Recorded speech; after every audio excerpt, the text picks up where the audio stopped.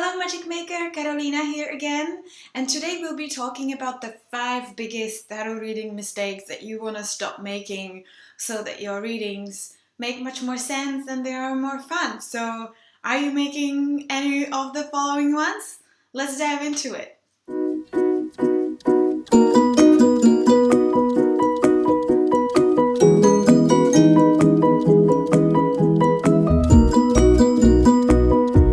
So mistake number 1 is to have a wrong or not really helpful intention, because so oftentimes we do readings without having a clear idea of what we actually want to get out of it. And so when we get the results, when we see the cards, they make no sense because we don't even know what we started with, right? So getting clear on what you are asking and why is like the step number 1, really. And I actually made a separate video about it, about intention. It's called Intention, the Alpha and Omega of your tarot readings. So I'll put the link here down below and you can go and check it out.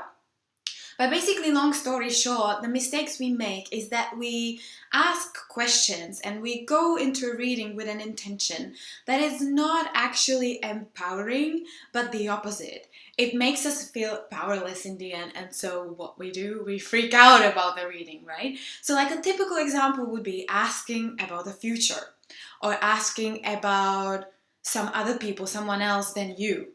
And what happens is that you're asking about things that you have no control of because you want to get in control of it, but you can't by definition of the situations, right? You cannot really control what's going to happen in the future. And so really what you want to bear in mind when you're starting with any reading really is why you are asking this in the first place. Why do you want to know? Is the answer that you're going to get to this question something that will make you feel more empowered, actually in control, and like you can do something about the situation or about yourself and how you feel? Or is it something that you will freak out over because it will be like, well, your partner's gonna leave you in 2 months' time and you'll be just left with this information and have no idea what to do with it, right? The biggest mistake number 2 is thinking about your readings from your head first rather than feeling it from your heart. Now, this is essentially pointing to self-distrust, because the minute you don't trust your gut and your feelings about anything, your intuition, really, then you are not trusting yourself enough. You need to rationalize, come up with arguments and stuff like that, you know? But to be fair, that's what the head is built for, so there's nothing to be ashamed of or to feel guilty about, okay? It's just to be good to be aware of it. So first thing that happens usually when you pull a card, you immediately start thinking about it rationally, or you go to the textbook straight away, especially if you're a beginner. Now, personally, I think this is a mistake because the way I believe the cards work is that they are a reflection of your subconscious mind. So of all the information that's already there. And nobody needs to tell you what's in there. No textbook is going to tell you accurately, horrible word, what's there, because you know the best. No one else is you. So no one knows better than you what you're feeling, what you're going through, right? So my tip would be to overcome this. Every time you pull a card or you're doing a reading, have like a little intuitive dump on a piece of paper or in your journal first and write everything that comes to mind. Doesn't really have to make any sense whatsoever, which is usually a sign that this is something coming from your intuition as well, because rationally it doesn't make much sense until you just look at it and reflect upon it with a little bit of time. And only after go and check with the textbook or with the cheat sheet, you know, just to see, kind of just for fun, just for comparison, to see how accurate your intuition is or how aligned it is with the interpretation from the book. But please have in mind, or have in heart rather, that whatever you feel about the card yourself is always more important and more relevant than whatever you read about it. Okay, mistake number 3 would be worrying too much about the rules or about the right way of doing your readings and the whole process.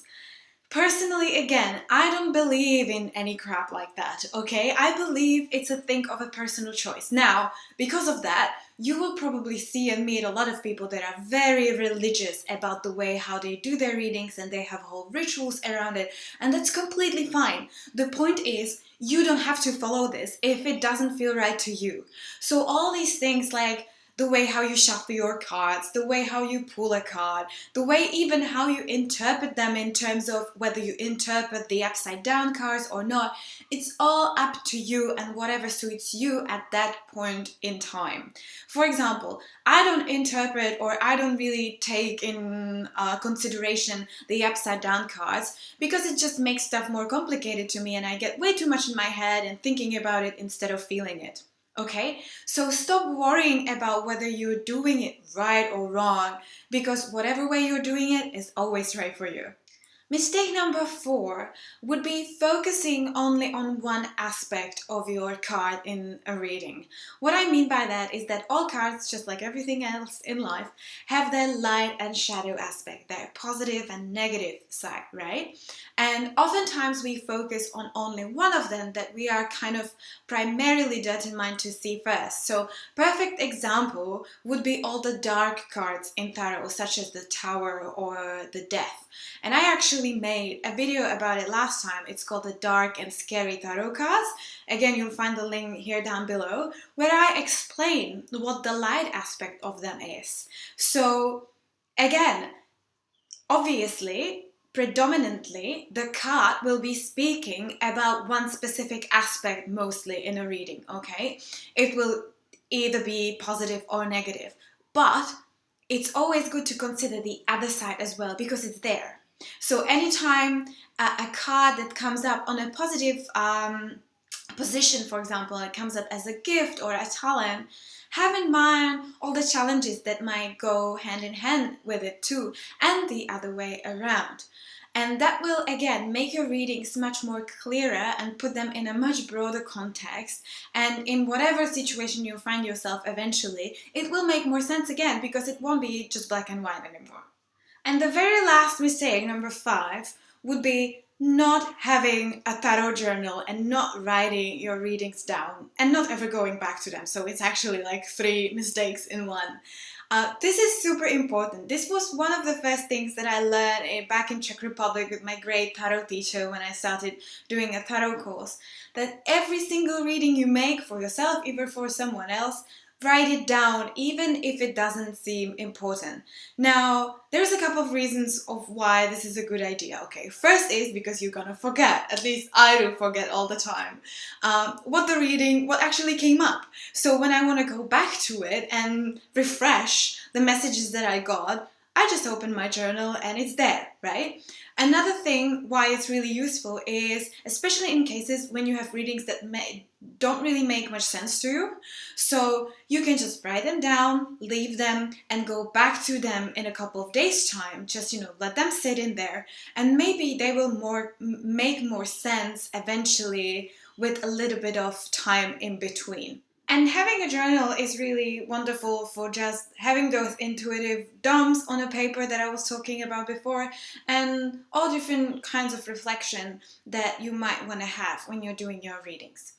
So these were the 5 biggest mistakes when doing your tarot readings. I hope this was helpful, that you've learned something again. Let me know if you're making any of these or if you're aware of any other mistake that you're making and that I have missed. You can leave it in the comments below.